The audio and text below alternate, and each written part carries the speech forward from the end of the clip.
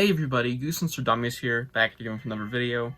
This time talking about Fright Camp, a Goosebumps Series 2000 book, and it is, I think, the one of two Series 2000 books to be centered around, well, a camp.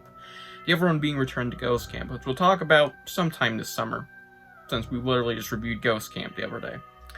So yeah, Fright Camp is one of the earlier Series 2000s. Yes, it's book 8. And it has a very nice cover art with this raccoon, which is actually like the background on the Goosebumps wiki, like the actual Wikipedia. It's not like anything official, it's just a Wikipedia, the most popular one. Yeah, pretty cool, but this is the art that is typically used in the background there. And yeah, there's not really a lot to say getting into this, so let's just dive in. And now for the blurb. Oh yeah, no blurb. So, gotta go off memory here, and I read this book in December, so you know I know everything about this book. I'm so up to date. Well, this book is centered around a kid and his friend who really like horror, alright? So, when they may or may not get access to go to a certain horror-themed camp, they are pretty excited. But the camp turns out to be, whoop-de-doo, a little too real. A lot of scary things happen involving maybe some rides. Yes, there's rides at this camp, like there's actual attractions. Very weird. Potentially some things seeming to go wrong. And the campers, or the camp directors, whatever, kind of acting strange with their jokes. And that's where I'm going to leave it at, without getting into spoilers quite yet. This book is the worst Series 2000.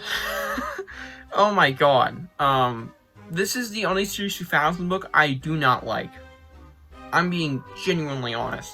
And especially upon rethinking, I think maybe one day, if I really need to, I might remake the Series 2000 ranking. This is moving down a little bit, alright?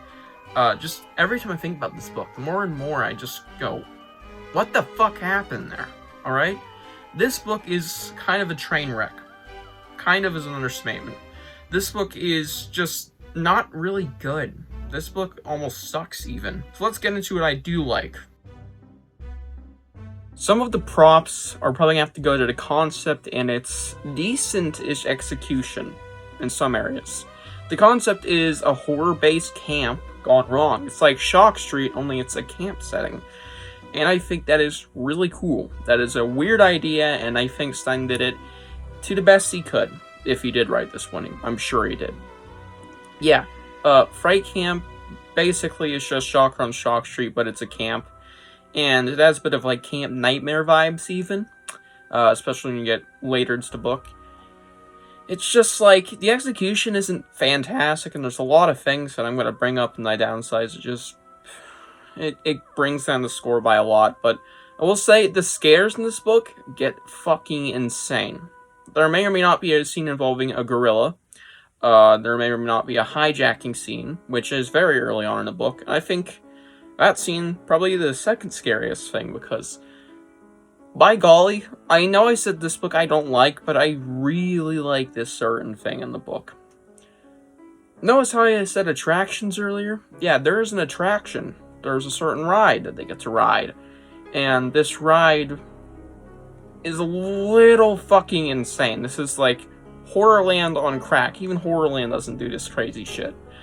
It just spins like it's just like a spinning teacup, basically, if you want to put it like that. Straps you in. But it's so unbelievably fast. Like, apparently there was vomit flying everywhere. And the way it's described is fucking horrific. Like, I think it's genuinely terrifying, and it does give it the Series 2000 name. It is one of the most disturbing things I have read in a kid's book. Yeah, it is just downright awful what happens in that scene. In the best way possible. It is horrific. But, you know, I can't give a whole book a 10 out of 10 for that 10 out of 10 scene. It was fantastic. Just like, you know, I can't overrate it. It's still not a great book, but there is some really good stuff here, if I'm being honest. But yeah, I also really like the characters. That's the only thing else out there. They're big horror fans, and they're just good characters throughout the book, and nice protagonists, and even antagonists.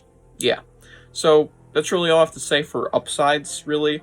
Let's move on to the downsides. This book is a horrible structure, alright? I think it's trying to be directionless fun, kind of like Shock Street was. Only Shock Street's whole point, and of course we're linking these two because they're very similar, Shock Street's whole point is supposed to be it's a joyride. It's a literal book about a long-ass ride that goes wrong. The whole book's point is to just drive you through it. You get my point? Not supposed to be a big-ass plot. It's just supposed to be bam, bam, bam, scary fun. This book, it's a camp book. Now, I hate to be like, oh, it's a camp book, it has to be different, but it's like, it doesn't seem like it's attempting to do the same thing that Shock Street does. It's something to have a plot, like some big twist, like, okay, we have to escape the camp, we have to get out of here and do a lot of shit. Like, call your parents, they can come pick us up. That's a thing that happens. And it results in, like, a half-baked scare. It's just like, what? It feels hard to follow, and it's just like, what the fuck is the plot? Yeah, I don't think the plot, what we got, was good, and I think it just felt so weird and not done right. It should have just gone for the Shock Street thing, because they could have done that at a camp. It's just like, they don't feel like they tried to go for a plotless, but really fun book that makes up for the lack of a plot. Just saying, man. Anyways, that issue out of the way. My other biggest issue is probably how the book ends, and it's just one of the most bitter aftertastes to a book I've ever had. Like, it just leaves a bad taste in your mouth. Not because it's awful, just, like, very unsatisfying. So this book is building up some crazy shit, you know, like, okay, this camp is pure evil. No, they're filming a horror movie. You think of very scary scenes about to happen. It turns out to be a fake out. They're in like a mine shaft, which is like a really creepy scene at the start, and then it's just, oh, cut! Oh, yeah, you're in a movie! Nope.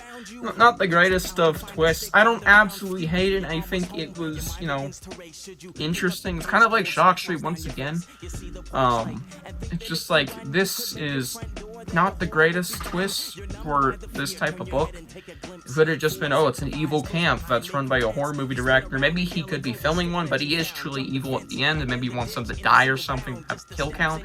I don't know. Could have done something like that, and I would have way more enjoyed that. It's just like, oh, everybody's in on it.